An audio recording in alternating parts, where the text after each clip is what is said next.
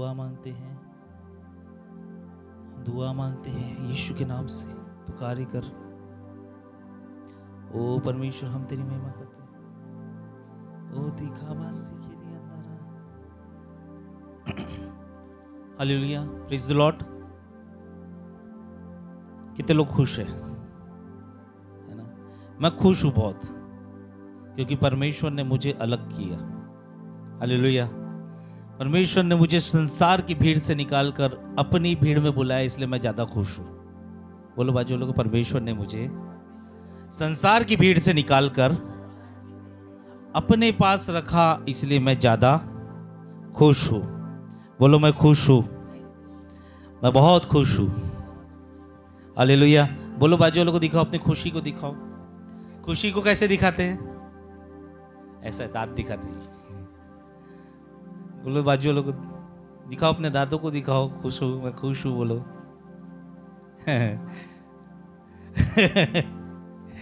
Hallelujah, praise the Lord. हम खुश है, परमेश्वर में खुश है।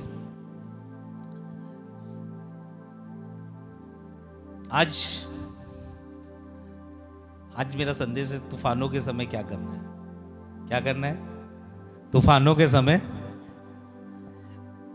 देखो, बाइबल ये बताती है, ये जो बाइबल है ये बताती है कि हम जब प्रभु में आए हैं तो हमको तूफानों का सामना करना पड़ेगा। बाइबल ये नहीं बताती कि अब तू प्रभु में आ गया, तेरा सब अच्छा हो जाएगा। नहीं है। जो बताता हूँगा मैंने बाइबल में नहीं देखा है ना। बाइबल में जितने भी कैरेक्टर को आप देखोगे, सब तूफानों से लड़ रहे हैं। गलत बोलो सही बोलो सर? उनके जीवन में कुछ स्ट्रगल्स आ रहे हैं। बाइबल कहीं नहीं बोलती कि आपके पास पूरा का पूरा एकदम मस्त हो जाएगा, मस्त करोड़पति हो जाओगे, ये हो जाओगे, वो हो जाएगा। ऐसा कुछ भी नहीं है।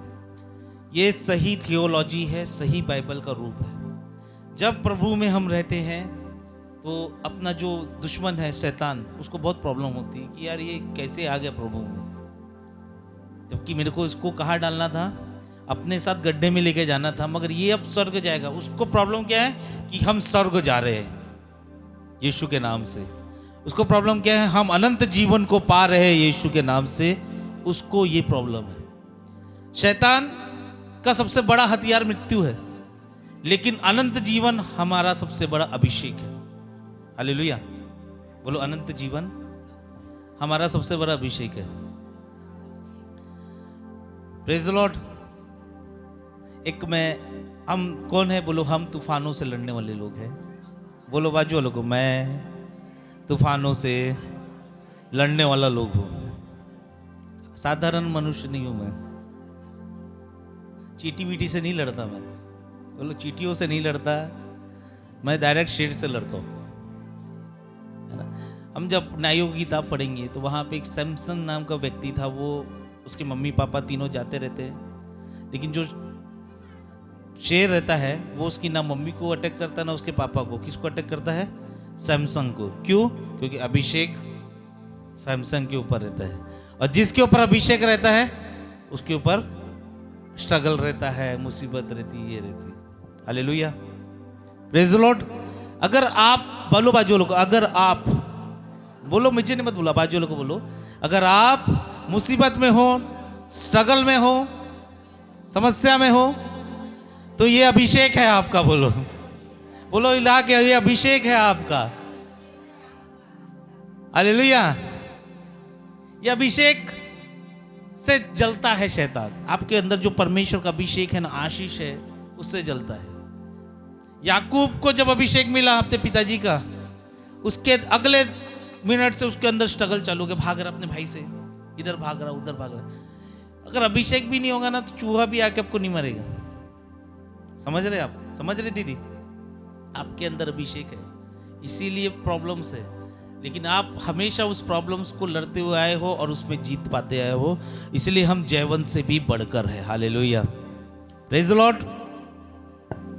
हम कभी हार मानने वाले लोग नहीं है। बोलो बाजू लोग, हम हार मानने वाले लोग नहीं है। यीशु ने कभी हार मानने वाला नहीं सीख बनाया है। एक मैं आपको छोटी सी कहानी बताता हूँ। एक गधे और उसके मालक जो किसान था उसकी एक जगह था जहाँ पे एक गधा और उसका मालक दोनों रहते थे, और वहां पे पूरा सूखा पड़ गया। क्या पड़ गया? मालक अपने गधे से बहुत प्यार करता था, लेकिन सूखा पड़ने के चक्कर में उसको ऐसा लगा कि भाई अब मुझे इसको देश को छोड़ के जाना पड़ेगा। अब मैं गधे को कितने दूर लेके जाऊंगा, वो रास्ते में मर जाएगा तो मुझे अच्छा नहीं लगेगा। तो एक काम करता, छोटा सा पानी बना हुआ है दलदल जैसा। क्या बना हुआ है? दलदल जैसा छोटा सा पानी बना हुआ है, दलदल है ही समझ जाओ। मैं काम करता हूँ, गधे को उसमें डाल देता हूँ और गधे को पूरे कीचड़ उचड़ से थाप देता हूँ ताकि वो आराम से मरे। क्या करे? गधे को दलदल में डाल दिया तो गधा फंस गया और आराम से मरने के लिए छोड़ देता है। लेकिन गधा क्या करता है? गधा झटकता है अपने आप को। क्या करता है? अपने हाथ से मैल निकालता है और कैसे तैसे कोशिश करते हुए ना, इम्पॉसिबल होगा उसके लिए उस दलदल से निकलना, लेकिन कोशिश करते हुए दलदल से बाहर निकल जाता है। उसका मालक दिखता है, बहुत रोता है और बोलता है, तुझ में जज्बा है जीने का, तू हार नहीं मानता, तो अपनी गंदगी को साफ करता है, तू हार नहीं मानता। और ऐसा हुआ उस कहानी में कि जैसे उसने हार नहीं मानी, वो दलदल से संघर्ष करते बाहर निकला, उस देश में पानी गिर गया। हालेलुया। जय उनकी है जो स्ट्रगल करते हैं, जो तूफानों से लड़ते हैं, जो मुसीबतों का सामना करते हैं। लड़ने बिना लड़े आप जय पा ही नहीं सकते। हम जय पा ही नहीं सकते। पा सकते हैं? पा सकते हैं। जब तक आप हम लड़ाई करने नहीं जाएंगे तो हम कैसे जय पाएंगे? हम तो वैसे सोल्जर हो जाएंगे जो बिना बात के बस नाम धरे soldier. Hallelujah, praise the Lord. आज हम पढ़ेंगे तूफानों के बारे में। बोलो जोर से, हाथ उठा के, आज हम तूफानों के बारे में पढ़ेंगे, सीखेंगे और अपने जीवन में इंप्लीमेंट करेंगे। हालेलुया। ये प्रॉफिटिकल मैसेज है, आप उसको रिसीव करो, जोश के साथ रिसीव करो। हालेलुया। हम निकालेंगे प्रेरितों के काम 27 अध्याय 33 से 35 वचन तक हम पढ़ेंगे।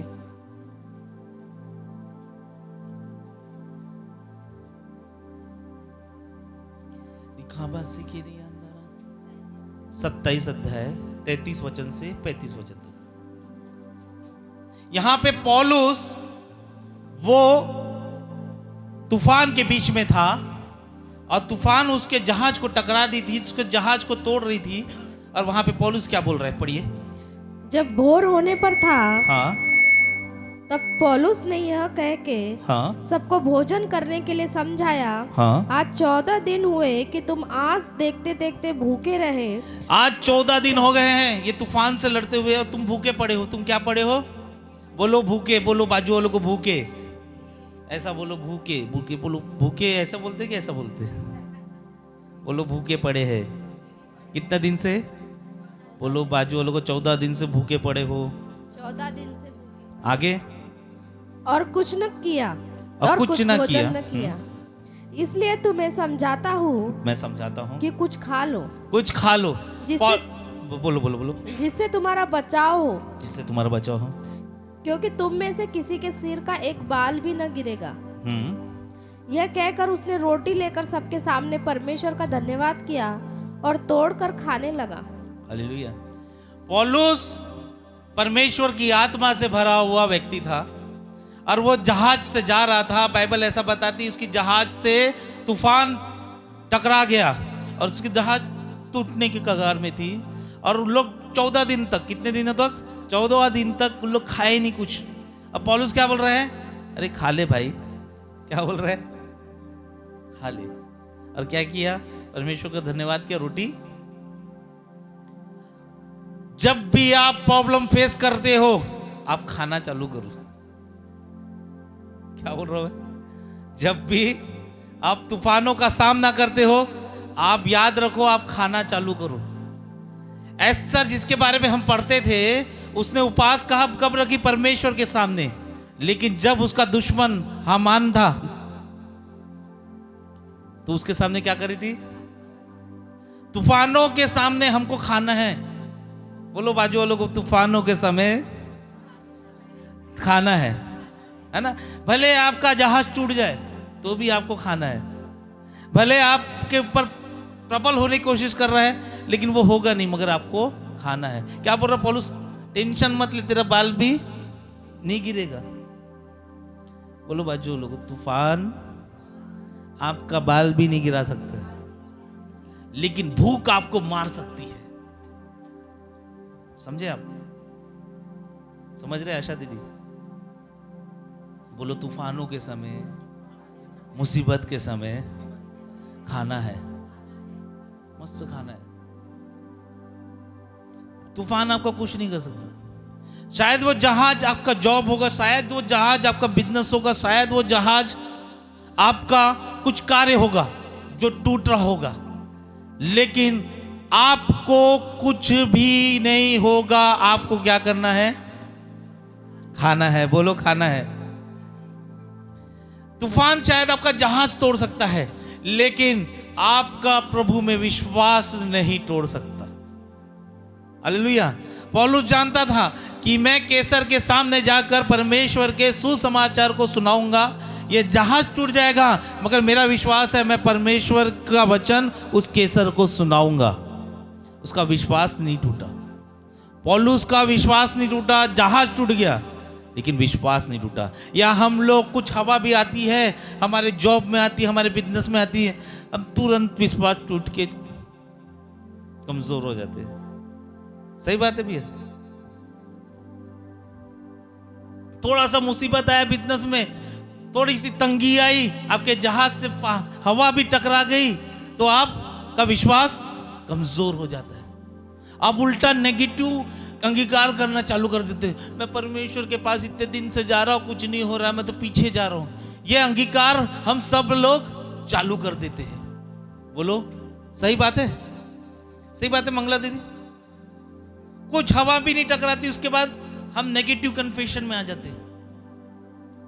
लेकिन यहां पे पौलुस का जहाज टूटने की कगार पे है और पौलुस बोलता है, चलो आओ कुछ खाते हैं। मेरा विश्वास इस जहाज से बढ़कर है। शैतान जहाज को तोड़ सकता है, लेकिन मेरे विश्वास को नहीं तोड़ सकता। हालेलुया। इतना मजबूत विश्वास आपको बनाना है, और विश्वास बनाने के लिए आपको खाना जरूरी है।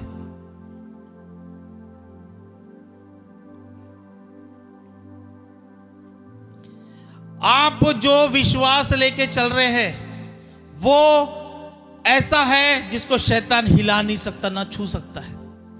बाइबल ऐसा बताती है, वो राई के दाने के बराबर विश्वास को भी शैतान हाथ नहीं लगा सकता, और तूफान भी राई के बराबर विश्वास को हाथ नहीं लगा सकती। शैतान को इतना पावर नहीं है कि राई दूसरा रहेगा ना, उसको हाथ लगा सके, उसको ढकेल पाए। वो विश्वास है, वो सामर्थ है। अगर आपका विश्वास, मैं क्या बोल रहा हूं भैया? इधर आइए, इधर आइए, है ना, फिर से बोल रहा हूं। ये कितने कितने ग्राम का होगा? शैतान को, ये जैसे मान लो शैतान है, थोड़ा हंसो। शैतान को ये ताकत ही नहीं है कि आपके विश्वास को, राई के बराबर विश्वास को हिला सके। समझ रहे हैं आप? किसको किसको दिमाग में जा रहा है? ये विश्वास को दम ही नहीं है कि इसको हिला सके, लेकिन ये विश्वास, राई के बराबर विश्वास, पहाड़ों को हिला सकता है। आमेन। लेकिन ये राई के बराबर का विश्वास पहाड़ों को हिला सकता है। शैतान के पास राइट है आपकी जॉब को हिलाने का, आपके बिजनेस को हिलाने का, है ना, आपके सांसारिक जीवन को हिलाने का, पैसे वैसे सबको हिलाने का, बैंक बैलेंस को हिलाने का, मगर इसको हिला नहीं सकता। हिला सकता है? नहीं हिला सकता। विश्वास पे शैतान हाथ तक नहीं लगा सकता। ये मेरे से लिख के चले जाओ। विश्वास को आप बढ़ा दो। विश्वास अगर आपका सही रहेगा, तूफान आपके समय आपका बाल भी नहीं गिरेगा। Hallelujah, praise the Lord. शैतान क्या चाहता है कि आपके सांसारिक जीवन में जो जॉब है, जो बिजनेस है, जो बैंक बैलेंस है, जो सेहत वेहत है, उसमें क्या करे, उसमें तूफान लाए, मार तूफान लाए। लेकिन उसको हक नहीं है कि आपके विश्वास के सामने वो तूफान खड़ा रह सके। समझ रहे हैं आप?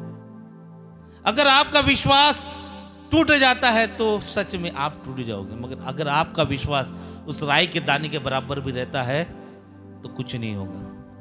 और वैसे ही विश्वास लिए पौलुस उस जहाज में बैठा था और बोलता अपने दोस्तों को, 296 करीब लोग थे, उनको बोलता है, राजू भैया बोलता है कि आओ चलो 14 दिन हो गए तुम लोग काय को खाना नहीं खा रहे, चलो खाना खाओ। हालेलुया। दानियल नबी की किताब 3 अध्याय 17 और 18 वचन पढ़ेंगे। यहां पे शद्रक, मेशक और अबेदनगो ने परमेश्वर के वचन का पालन किया और उस मूर्ति के सामने जो सोने की भी होगी उसके सामने झुकने से, दंडवत करने से मना कर दिया। दानियल 3 अध्याय 17-18। हमारा परमेश्वर जिसकी हम उपासना करते क्या हैं। कह रहे हैं शद्रक, मेशक और अबेदनगो? वो आग के भट्टे में जाने से पहले हमारा परमेश्वर जिसकी हम उपासना करते हैं वह हमको उस धधकते हुए भट्टे की आग से बचाने की शक्ति रखता है। वो धधकते हुए आग से बचाने की वो विश्वास है उन तीनों का। वो आग में जा रहे हैं लेकिन उसका विश्वास है ये धधकता हुआ भट्टे में भी हमारा परमेश्वर हमको, आगे पढ़ो, वरन हे राजा वह हमें तेरे हाथ से भी छुड़ा सकता है। वो हमें तेरे हाथ से भी छुड़ा सकता है। आगे, परंतु यदि नहीं तो हे राजा तुझे मालूम हो कि हम लोग तेरे देवता की उपासना नहीं करेंगे और न तेरी खड़ी कराई हुई सोने की मूरत को दंडवत करेंगे। तेरी सोने की मूरत को हम दंडवत नहीं करेंगे। और उनको विश्वास था कि भाई मेरे को आग की भट्टी में भी डाल देंगे ना तो कुछ नहीं होगा। अब ये फिर से अब शद्रक, मेशक, अबेदनगो को क्या किया? आग की भट्टी में डाल दिया। कहाँ डाल दिया? आग की भट्टी क्या कर रही थी पता है? क्या कर रही थी? वो उनके पैरों को साफ कर रही थी। क्या कर रही थी? बाइबल ऐसा बताती है वो जो भट्टी उनको जलाने वाली थी वो उसको रोंद रहे थे। हालेलुया। मैं एक बात बोलना चाहता हूं, परमेश्वर की आत्मा मुझे बोल रही है, जो चीज आपको मारना चाहती है, जो चीज आपको बर्बाद करना चाहती है, आपका विश्वास उस चीजों को अपने पैरों तले रोंदेगा। हालेलुया। रेवलेशन, प्रकाशन यह है कि स्टॉर्म, जो तूफान है वो आपके विश्वास को खत्म नहीं कर सकता। वो आपके विश्वास को और बढ़ाएगा, प्यूरिफाई करेगा। क्या करेगा? अच्छा करेगा। जब आप तूफानों से टकराओगे तभी तो समझ में आएगा कि अपना विश्वास कितना अच्छा, और विश्वास तरसता जाएगा, एकदम मस्त होते जाएगा। मैं आपको एक बोलना चाहता हूं, बाजू वाले के कान में बोलना ही बात है। अपने विश्वास को बढ़ाना है तो तूफान से लड़ना चालू कर दे। बोलो बाजू वालों को।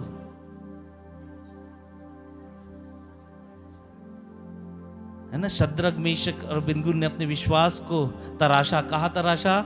आग के भट्टे में। और वो क्या कर रहे हैं? जो उसको मारने वाली थी भट्टा, उसको वो क्या कर रहे हैं? कुचल रहे हैं। हम विश्वासी हैं, हम परमेश्वर पे फेथ रखते हैं और हमारा विश्वास जो कि राई के दाने के बराबर रहेगा। अगर आग का भट्टा भी आएगा तो हम उस आग के भट्टे को रोंद देंगे यीशु के नाम से। आमीन। क्या कर रहे थे? रोंद रहे थे। बोलो, रोंद रहे थे। पौलुस भी बोलता है, यार मैं तूफान को रोंदने वालों, चलो खाना खाना चालू कर दो। कई लोग गलत टीचिंग देते हैं कि चर्च में आ जाओ, सब कुछ अच्छा अच्छा मिलेगा, पैसे वाले बन जाओगे, गरीबी चले जाएगी, मस्त हो जाएगा, ये हो जाएगा, गड्डी मिल जाएगी। लेकिन बाइबल ये नहीं सिखाती। बाइबल सिखा रही है कि जब से आप प्रभु में आओगे आपका स्ट्रगल चालू हो जाएगा। समझ रहे? समझ रहे? वीक थियोलॉजी, वीक प्रचार क्या है? कोई दर्द नहीं होगा, कोई सताव नहीं होगा, कोई मुसीबतें नहीं आएगी। ये सब गलत प्रचार है। सही बात है? मेरे साथ हो आप? जब प्रचार करते कोई दर्द नहीं, इधर आ जाए, तेरे दर्द कदम बनेगा, मैं तीर लगा के प्रयत्न करेगी, तेरा दर्द खत्म हो जाएगा, तू बस इधर पे डाल देना, मेरा तेरा दर्द खत्म। लेकिन बाइबल ऐसा नहीं सिखा रही। सही बाइबल क्या सिखा रही है? कि आपको दर्द होगा। सही बाइबल क्या सिखा रही है? आपको स्ट्रगल होगा, आपको तूफानों का सामना करना पड़ेगा। और बाइबल ऐसी सिखा रही है, जब आपका विश्वास राई के दाने के बराबर होगा, आप तूफानों को भी जय पाओगे। हालेलुया। दो चीजें हमारे विश्वास को नहीं बना रही है। एक तो कमजोर थियोलॉजी जिसको हम सुनते हैं, पेपर लेके, जिनको हम टीवी में सुनते हैं, जिसको हम मोबाइल में सुनते हैं, पेपर लेके चले जाते बहुत सारे लोग, वीजा चाहिए, हमको ये चाहिए, हमको वो चाहिए, हमको वो चाहिए। भैया आप स्ट्रगल करो, पढ़ाई करो, आपको जरूर नौकरी मिलेगी। क्यों नहीं मिलेगी? मेरे को एक बहन फोन की, डिप्रेशन में चली गई थी 4 साल से, यूट्यूब में मेरा वीडियो देखती थी, मेरे को फोन की, मेरे को बोली मैं स्ट्रगल में चली गई हूँ, मैं डिप्रेशन में चली गई हूँ, मुझे ऐसा लगता है मैं आत्महत्या कर लूंगी पास्टर साहब, अब मैं क्या करूँ? मतलब क्यों चलेगी बहन तू? बोले एक भविष्यवक्ता ने भविष्यवाणी की थी कि तुझे गवर्नमेंट जॉब लगेगी। मैंने पूछा तेरे को उस भविष्यवक्ता को कैसे पता? तो बोले मैं पेपर लेके गई थी कि मेरे को नर्स की गवर्नमेंट जॉब चाहिए, तो उसने बोला कि मैं भविष्यवाणी करता हूँ तेरे को गवर्नमेंट जॉब मिल जाएगी। तो 4 साल हो गए, अभी तक मिली नहीं। मैंने बोला तू पढ़ाई की? दीदी से पूछो, पढ़ना पड़ता है, दूर दूर जाके पेपर देना पड़ता है, तब जाके आप नर्स बनते हो, तब जाके गवर्नमेंट जॉब के लिए तो उससे ज्यादा 10 गुना ज्यादा पढ़ना पड़ता है। कहाँ लिखा है बाइबल में बिना मेहनत किए पास हो जाओगे तुम? लिखा है क्या कहीं पे? जब आदम और हवा को, जब अदन की वाटिका दे रहा था, उसमें भी लिखा है कि तुमको वहां काम करना पड़ेगा, रक्षा करनी पड़ेगी। कई लोग बोलते हैं कि आदम और हवा ने फल खाया, इसके चक्कर में मैं क्या हो गया, काम करना पड़ा। नहीं, उससे पहले हमको काम करना है। ये गलत थियोलॉजी हमको निकलना है, गलत प्रचार से, गलत सोच से हमको निकलना है। सही बात है? आप मेरे साथ है? कई लोग वो सोच को लेके चले। एक तो गाना भी आ गया, गड्डी मिल जाएगी, गड्डी मिल जाएगी। गड्डी कैसे मिलेगी? गड्डी की EMI के लिए आपको पैसा कमाना पड़ेगा, मेहनत करना पड़ेगा। क्या करना पड़ेगा? फिर जाके आप क्या करोगे? गड्डी ले पाओगे। लेकिन परमेश्वर व्यवस्था विवरण 18 में बोलता है कि मैं तुझे सामर्थ दूंगा ताकि तू मेहनत कर सके। ऐसा नहीं कि वे चर्च में आ गए तो सीधा फट से फॉर्च्यूनर आके खड़े हो गए। नहीं, आप मेरे साथ हैं? ये गलत थियोलॉजी आपके हमारे विश्वास को बढ़ने नहीं देती। बोलो गलत थियोलॉजी, लिख लो, लगो, गलत थियोलॉजी, गलत सोच, गलत प्रचार हमारे विश्वास को बढ़ने नहीं देती। हमारा विश्वास कब सॉलिड होगा? जब हम तूफानों से टकराएंगे, मुसीबतों का सामना करेंगे, जब हम शेरों को मारेंगे, तब हमारा विश्वास बढ़ेगा। ऐसे नहीं बढ़ेगा दीदी। आप मार रहे ना शेर, आपका विश्वास बढ़ेगा, आप परमेश्वर के कामों को देखोगे। Hallelujah, praise the Lord. दूसरा, गलत संगति, नो फेलोशिप। बहुत सारे लोग गलत संगति भी करते हैं और फेलोशिप भी नहीं करते। उनको ऐसा लगता है मैं मोबाइल में सुन ली, मेरा चर्च हो गया, है ना? मैं क्या हो गया? मोबाइल में सुन ली, मेरा चर्च हो गया। कोई फेलोशिप नहीं किसी के साथ। एक हमारे छत्तीसगढ़ में एक बहन थी, वो टीवी में एक प्रचारक को सुनती थी, और वो टीवी में जब एक प्रचारक को सुनती थी, ध्यान देना दीदी, मैं आपको बता रहा हूँ, सिखा रहा हूँ मैं आपको, आपके विश्वास बढ़ेगा। और वो अपने चर्च जाना बंद कर दी, वो प्रचारक को सुनते सुनते और बोली कि वही मेरा पापा जी है, वही मेरे पापा जी है, अब मैं उसी को सुनूंगी, अब मैं चर्च नहीं जाऊंगी। भैया उसको कोरोना हो गया, ना पापा जी की टीम से कोई आया ना कुछ आया, वो अपना दसवांश दे रही है, अपना बेटा दे रही है, ना सब दे रही है, कोई भी नहीं आया। एक समय ऐसा हुआ कि वो मर गई, पापा जी की टीम से एक आदमी नहीं आया, और अंत में उसके घर वालों ने उसको जला दिया। आपको क्या लगता है वो कहाँ गई होगी? दफनाया नहीं तो कहाँ गई होगी? यह आपकी सोच है। संगति बहुत जरूरी है, चर्च बहुत जरूरी है, फेलोशिप बहुत जरूरी है, और अच्छी फेलोशिप बहुत जरूरी है। ऐसी फेलोशिप नहीं कि भैया कोई कुछ भी बोल रहा है तो उस पर विश्वास कर रहे हैं, सब अच्छा हो जाएगा, अच्छा हो जाएगा। ऐसा मैं आपको ये टीचिंग देता हूं कि आप प्रभु में आओ तो आप सोल्जर बन गए हो, आपका युद्ध चालू हो गया है। हालेलुया। बोलो मैं प्रभु में आया हूं तो मैं युद्ध के लिए आया हूं। हालेलुया। पवित्र आत्मा, लिख लो, पवित्र आत्मा को परमेश्वर ने बताया, लिख लो जिसको लिखना। पवित्र आत्मा ज्यादा इंटरेस्टेड रहता है कि आप अपने सताव का सामना करें, ना कि आप अच्छी जिंदगी जिए। लिखिए, पवित्र आत्मा आपके सताव का सामना करने के, मदद करने के लिए इंटरेस्टेड रहता है, ना कि सब अच्छा अच्छा देने के लिए, है ना। बाइबल 3 तूफानों के बारे में बताई है। चौथा तूफान नूह का तूफान नहीं बोल सकते, वो पानी गिरा वो बोल सकते। 3 तूफानों के बारे में बताया। पहला तूफान योना नबी के समय में आया था, दूसरा तूफान यीशु मसीह के समय आया था, और तीसरा तूफान पौलुस के समय आया था। योना के समय परमेश्वर ने खुद तूफान को भेजा था, यीशु के समय शैतान ने तूफान को भेजा था, और पौलुस के समय उसके विश्वास को कमजोर करने के लिए शैतान ने फिर से तूफान को भेजा था। बोलो 3 तूफान। ठीक है, ध्यान से सुनो। आशा दीदी पकड़ो इस वचन को। तीनों तूफान कैसे थमे? योना का तूफान इसलिए थमा क्योंकि योना परमेश्वर की आज्ञा को मान लिया, बोला हाँ मैं निन्वे को जाऊंगा, तर्कीश को नहीं जाऊंगा, निन्वे को जाऊंगा। वो माना तो वो तूफान थम गया। क्या करने से? परमेश्वर के वचन का आज्ञा पालन करने से। दूसरा तूफान जो यीशु का था, यीशु ने वचन को बोला और तूफान थम गया। तीसरा तूफान पौलुस का तूफान, जब उसने खाया, तूफान थम गया। 3 कारण से आपके तूफानों का आप सामना कर सकते हैं। बोलो 3 कारणों से हम तूफानों का सामना कर सकते हैं। पहला, हमें वचन का आज्ञा पालन करना है। दूसरा, हमें वचन को कहना है। और तीसरा, हमें वचन को खाना है। या पौलुस रोटी खा रहा है, बट असली में आत्मिक रलम में देखोगे तो वो वचन को खाने की बात कर रहा है, वचन को पढ़ने की बात कर रहा है। हालेलुया। हम अधिकतर लोग, ध्यान से सुनना, हम अधिकतर मसीह लोग एक भूखमरी से मर रहे हैं। एक भूखमरी हमको मार रही है, भूखमरी हमको कुपोषित कर रही है, माल न्यूट्रिशन की स्टेज पे लेके जा रही, कुपोषित कर रही है।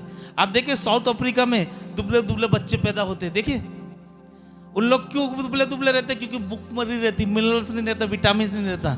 वैसे ही शैतान एक भूखमरी से हमको मारना चाहता है, और वो भूखमरी ये है कि हम वचन को खाते नहीं हैं, हम वचन को पढ़ते नहीं हैं। हम बस नाम धराई क्रिश्चियन बन गए हैं, वचन को पढ़ते नहीं हैं, जबकि हमें वचन को खाना है। जब बच्चों को आहार नहीं मिलेगा तो वो क्या हो जाएंगे? कुपोषित हो जाएंगे। तो अगर हमको वचन नहीं मिल रहा तो हम क्या हो रहे हैं? हम भूखमरी से मरेंगे। भूखमरी, यीशु बोलता है मैं तूफानों में तुम्हारा साथ दूंगा, तुम्हारे साथ रहूंगा, तुमको तूफान में कुछ भी नहीं होगा, एक बाल भी नहीं गिरेगा। लेकिन भूखमरी से मर रहे लोग। किससे मर रहे हैं? सही बात है भैया। यीशु बोल रहे हैं तेरा बाल भी बाका नहीं होगा, बाल भी नहीं गिरेगा। लेकिन वो किससे मरने वाले थे? मैं आपको गारंटी लिख के दे रहा हूं, परमेश्वर की आत्मा मुझसे ये कह रही है कि आपके जीवन में जितने भी तूफान हैं, वो आपका बाल भी नहीं गिराएंगे, लेकिन आप मर सकते हो भूखमरी से, क्योंकि आप और हम वचन नहीं खा रहे हैं। हम में से कितने लोग हैं जो वचन को पढ़ते ही नहीं है, बाइबल खोलते ही नहीं है। अरे मैं आपको बोलूं, सुबह उठो तो बाइबल का एक अध्याय पढ़ो, नाश्ता करो तो अध्याय पढ़ो, खाते रहो, आपकी भूख बढ़ते जाओगी। जितना आप बाइबल का वचन खाओगे उतना आप पोषित होते जाओगे। कॉमन प्रॉब्लम हमारी, हम बाइबल पढ़ना नहीं चाहते, हम भूखे रहना चाहते हैं। कॉमन प्रॉब्लम कि वो भूखी नहीं है बाइबल पढ़ने की हमारी। वो जैसे करीबन 300 लोग थे जहाज में पौलुस के साथ, वो लोग 14 दिन तक कुछ नहीं खाए, और 14 दिन तक कुछ नहीं खाए तो लोग किसके शिकार हो गए? भूखमरी की। पौलुस बोला खा ले, तूफानों में खा ले। शैतान नहीं चाहता कि आप खाना खाओ, समझ रहे? बोलो जोर से, शैतान नहीं चाहता कि हम खाना खाएं। गिदोन के समय जो दुश्मन थे वो क्या करते थे? गिदोन ने जो जो बुगा के रखा था, बचा के रखा था, वो सब को छीन के लेके चले जाते थे। वो नहीं चाहते थे कि इजरायली खाना खाए। क्या चाहते थे? वैसे ही शैतान नहीं चाहता आप लोग परमेश्वर के वचन को खाए। मरकुस रचित सुसमाचार 14वां अध्याय जब आप पढ़ोगे, 20 वचन से आप पढ़ोगे, उसमें ऐसा लिखा है कि वो जो बर्ड है, जो पक्षी है, आपके वचन को चुराना चाहती है। वो बीज को पक्षी नहीं चाहता कि आप इसको खाए। क्या बोल रहे हैं? पक्षी, बोलो जोर से, पक्षी नहीं चाहता कि हम वचन को खाए। क्योंकि आप वचन को खाओगे तो आप तूफानों में विजय घोषित होगे। सबसे बड़ी प्रॉब्लम हमारी, तूफानों का सामना करना है तो वचन का आज्ञा का पालन करो। योना की तरह तूफानों का सामना करना है, यीशु मसीह की तरह वचन को बोलो। तूफानों का सामना करना है तो पौलुस की तरह वचन को खाओ। आज से ये 3 चीजें करना चालू कर दो। क्या करना? ये 3 चीजें। मैं ये वादा करता हूं, तूफान तो पक्का आएंगे, मगर हर तूफान में आप विजय घोषित होगे। मैं ये नहीं प्रचार करता कि तूफान नहीं आएंगे, तूफान जरूर आएंगे, लेकिन हर तूफान आपके विश्वास को निखारेगा, आपके विश्वास को बढ़ाएगा। ज्यादा से ज्यादा वचन का आज्ञा पालन करो, ज्यादा से ज्यादा वचन को बोलो, ज्यादा से ज्यादा वचन को खाओ। वो पौलुस जानता था इन लोग वचन के भूखे हैं, ये भूखमरी से मर जाएंगे। शैतान जानते हैं कि ये लोग को तूफान कुछ नहीं कर सकता, इन लोग को मारना है तो वचन की भूख से मारो। इन लोग वचन की भूख से मर रहे हैं आज की डेट के क्रिश्चियन लोग। मैं फिर से बताना चाहता हूं, मैं एक बहन के घर गया, वो सेक्रेटरी का, अध्यक्ष का चुनाव लड़ रही है मेन लाइन चर्च में, और मैंने इसको बोला, बहन तू लूका 5 निकाल, पहले अध्याय से 10 वचन पढ़ेंगे। पता है इतनी बड़ी बाइबल लेके आई उसने, इतनी बड़ी, और आधा घंटे तक लूका ढूंढ रही है। मैं देखते चले गया। शैतान आपको भूखमरी से मार रहा है। मैं सच्चा प्रचार कर रहा हूं, शैतान आपको भूखमरी से मार रहा है। आपको भूख नहीं है वचन की, वचन पढ़ते नहीं हो आप लोग। वो भूखेपन से मार रहा है आपको, वो भूखा रख रहा है। वो समझ गया कि योना ने सिखा दिया तूफान में वचन का आज्ञा पालन करना। वो समझ गया यीशु ने सिखा दिया तूफान में वचन को बोलना है। अब मैं इनको भूखमरी से मारूंगा। इसलिए पौलुस बोलता है 14 दिन हो गए, खा लो। क्या कर रो? आपको पता वचन कैसा है? इब्रानी 4:12 पढ़ेंगे। वचन में वो सामर्थ है जो 2 धारी तलवार है। पढ़े इब्रानी 4:12।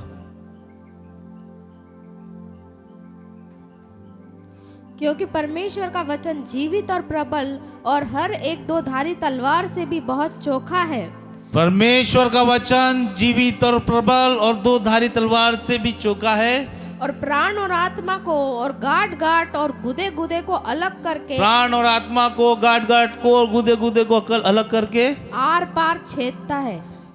परमेश्वर का वचन सर्व सामर्थी है। बोलो, परमेश्वर का वचन सर्व सामर्थी है। भजन संहिता 132 का 2 का ब कहता है कि परमेश्वर ने अपने वचन, अपने नाम से बढ़कर अपने वचन को अहमियत दी है। याकूब की पत्री 1 का 18 बोला है कि हम वचन के द्वारा ही बनाए जाते हैं। और रोमियो 10:17 बोलता है वचन आपके विश्वास को एक्टिवेट करता है। विश्वास सुनने से, और सुनना किसको है? वचन को, आपके विश्वास को बनाता है। प्रेरितों के काम 20वां अध्याय 32 वचन बोलता है वचन ही आपके ग्रोथ को लेके आता है। क्या कहता है वचन?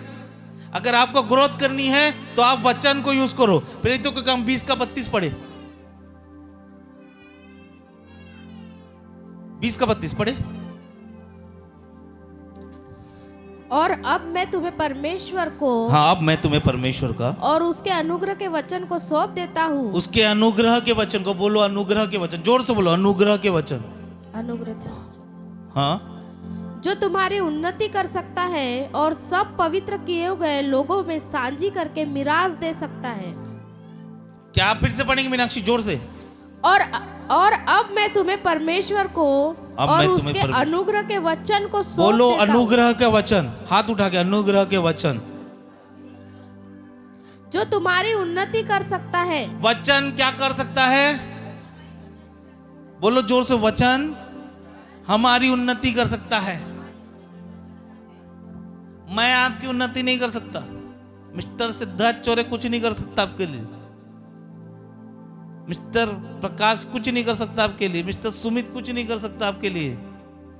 आपके लिए उन्नति केवल और केवल वचन कर सकता है, जो कि जीवित और प्रबल और सर्व सामर्थी है। आमेन। कई लोग सोचते हैं मैं उस आदमी का तेल मालिश करूंगा तो मेरी ग्रोथ कर देगा। बाइबल ऐसा तेल मालिश वाला बाइबल नहीं है। बाइबल बता रही है जो लोग इस अनुग्रह के वचन को रिसीव करेंगे वो लोग उन्नति पाएंगे। कई लोगों की जिंदगी दूसरों को तेल मालिश करने में निकल जाती है, कोई उन्नति नहीं होती है। लेकिन क्या कह रहा है वचन? ये अनुग्रह का वचन आपकी उन्नति कर सकता है। बोलो बाजू लोग, अनुग्रह का वचन बोलो। बाइबल दो उसको बोलो, ये अनुग्रह का वचन आपकी उन्नति कर सकता है। भजन संहिता 119 का 11 में वचन कहता है ये वचन ही है जो मुझे पाप करने से रोकता है। हालेलुया। अब सोचो, आप उस सामर्थी वचन का नहीं खा रहे हो, आप उस वचन को नहीं खा रहे हो, आप उस वचन की भूखमरी से मर रहे हो। एक व्यक्ति, मेरे पहचान का एक व्यक्ति है, वो बोलता है बहुत दिनों का मटन नहीं खाया, मेरे हाथ पर दर्द दे रहे। है आपके पहचान में ऐसे कोई लोग?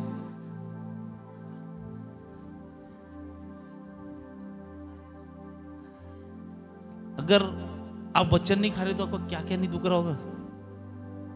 आत्मिक दुनिया पूरी हिल गई होगी, दुख रही होगी आध्यात्मिक दुनिया। इसीलिए हमको क्या करना है, आज से डिसीजन ले लो कि आज से मैं वचन खाऊंगा। नहीं आता पढ़ना तो पढ़ना सीखूंगा और खाऊंगा, सुनूंगा मगर वचन को खाऊंगा। वचन की भूखमरी से तो नहीं मरूंगा मैं। ये वचन सुनने के बाद भैया, ये पौलुस ने जो सिखाया ना, खाओ, उसके बाद है ना भैया, मैं जब से मेरे को समझ में, मैं 4 गुना ज्यादा बाइबल पढ़ूंगा, मगर वचन की भूखमरी से नहीं मरूंगा मैं। क्योंकि वचन का मैं आज्ञा पालन करूंगा तो तूफान थम जाएंगे, वचन को मैं बोलूंगा तो तूफान थम जाएंगे, और वचन को मैं जब खाऊंगा तब तूफान थम जाएंगे। ये तूफान शायद मेरे बिजनेस को हिला सकता है, शायद मेरे जॉब को हिला सकता है, मेरे फाइनेंस को हिला सकता है, लेकिन मेरे विश्वास को ये तूफान निखारेगा ही बस। जितना मेरा विश्वास बढ़ेगा उतना मैं परमेश्वर के करीब जाऊंगा। बाइबल हमेशा विश्वास और परमेश्वर, उसके पुत्र प्रभु यीशु मसीह और पवित्र आत्मा की बात करती है। ये वचन उन्नति का वचन है। प्रेरित लोग बोलते हैं यह अनुग्रह का वचन तुम्हारी उन्नति कर सकता है, इसे खाओ, भूखे मत रहो। बोलो बाजू वालों को, मैं तुझे वादा करता हूं आज से मैं वचन खाऊंगा, वचन की भूख से नहीं मरूंगा। 1 घंटा वचन पढ़ रहे हो, 2 घंटा पढ़ो, 3 घंटा पढ़ो, मगर भूख से मत मरो। नहीं आता पढ़ना तो सुनो, मोबाइल में सुनो। गाने सुनते ना, वैसे ही हम मोबाइल में इसको सुने। फोन में बात करते ना, वैसे ही मोबाइल में वचन को सुनो। कोई मनुष्य आपकी उन्नति नहीं कर सकता, केवल ये अनुग्रह का वचन जो परमेश्वर ने दिया है, जो 2000 साल से चल रहा है, वही केवल हमारी उन्नति कर सकता है, बाकी कोई नहीं कर सकता। समझे? मसीह हो, आते हो, दान दशमांश देते हो, वेरी गुड, आप आज्ञा का पालन कर रहे हो। मगर आप कुपोषित हो अगर आप वचन खा नहीं रहे हो। आइए हम स्थानों में खड़े हो जाए, वेलकम करें उन सारे तूफानों का। जो लोग रेडी हैं तूफानों के लिए,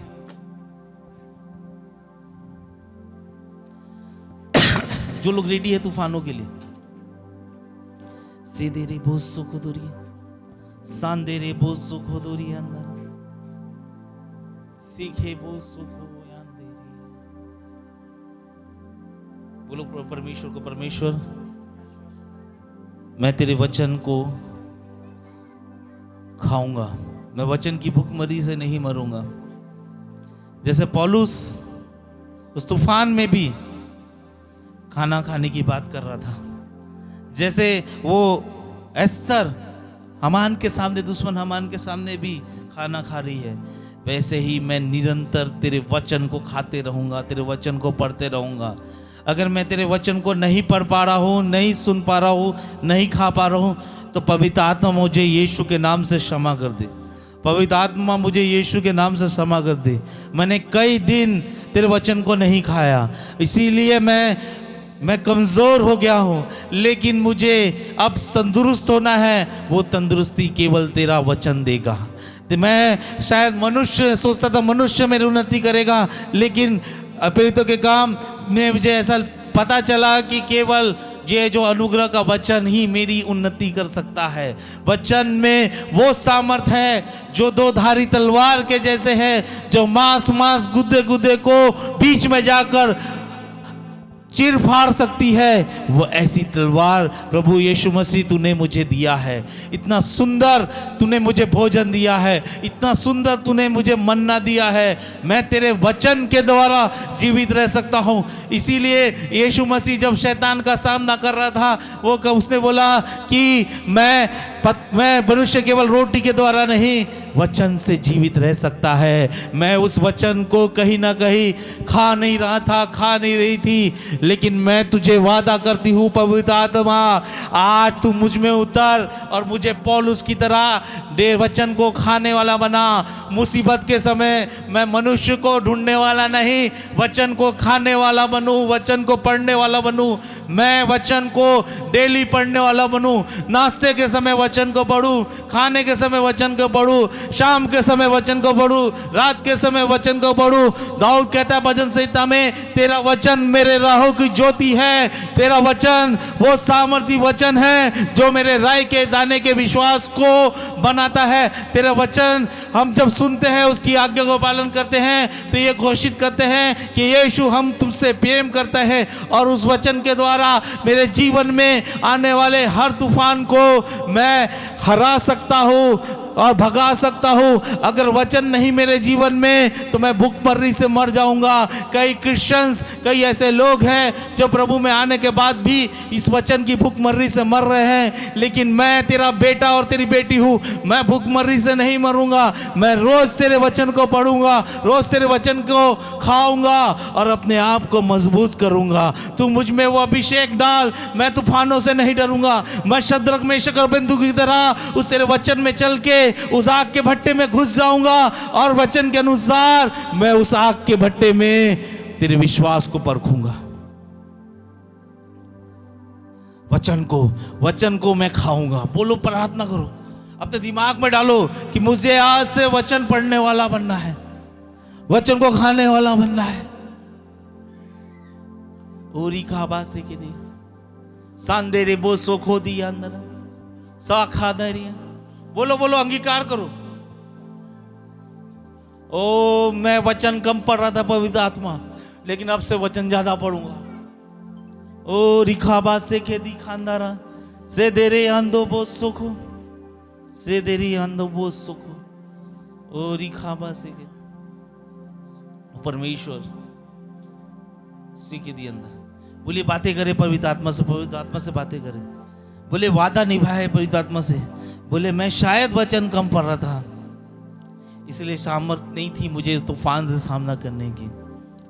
शायद मैं वचन को कम खा रहा था, वो ताकत नहीं बची मैं तूफान का सामना कर पाऊं। लेकिन मैं अपने समय निकाल के तेरे वचनों को पढ़ूंगा। मैं समय निकाल के तेरे वचनों में रहूंगा। ओ रिबा सीखे अंधेरे बोसो। ओ परमेश्वर, हम तेरा धन्यवाद करते हैं, हम धन्यवाद करते हैं परमेश्वर। ओ हमारे बीच में शकुंतला दीदी है, शशिकला दीदी है, वो प्रार्थना करेंगे। ओ रिबा सीखे इस वचन के लिए प्रार्थना करेंगे। से दे रे लिखा बो सुखो यान दे रे। हेलो, और वचन को पढ़ने वाले बने। धन्यवाद करते राजा, धन्यवाद करते पिता परमेश्वर यीशु राजा। वचन के लिए मैं धन्यवाद करती हूँ राजा, जो आपने हमें दिया पिता परमेश्वर यीशु राजा। ये पूरा हफ्ता, पूरा महीना, पूरा साल प्रभु जी, ये वचन को हम खाने वाले और पीने वाले बन सके पिता परमेश्वर यीशु राजा।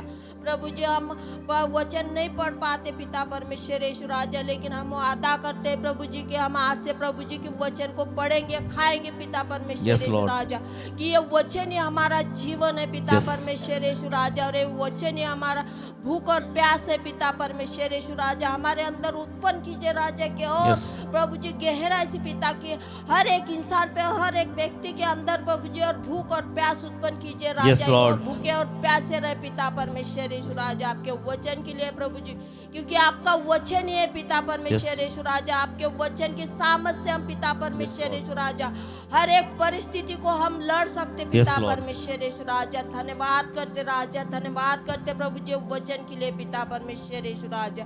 यीशु के नाम से प्रार्थना को मांगते पिता। आमेन, आमेन, आमेन, आमेन। हमारे बीच में आशा दीदी है, वो आएंगी सामने और प्रार्थना करेंगी कि वचन की भूखमरी से जो शैतान मान रहा है हम मसीहों को, उसके लिए प्रार्थना करेंगे। वचन की भूखमरी के लिए प्रार्थना करेंगे। धन्यवाद करते पिता परमेश्वर। प्रभु, हम आपका धन्यवाद करते हैं प्रभु, जो आज तूने वचन को दिया पिता परमेश्वर। इस सुंदर वचन के लिए प्रभु हम तेरा धन्यवाद करते पिता। सच में प्रभु तेरा विश्वास ही प्रभु हमारे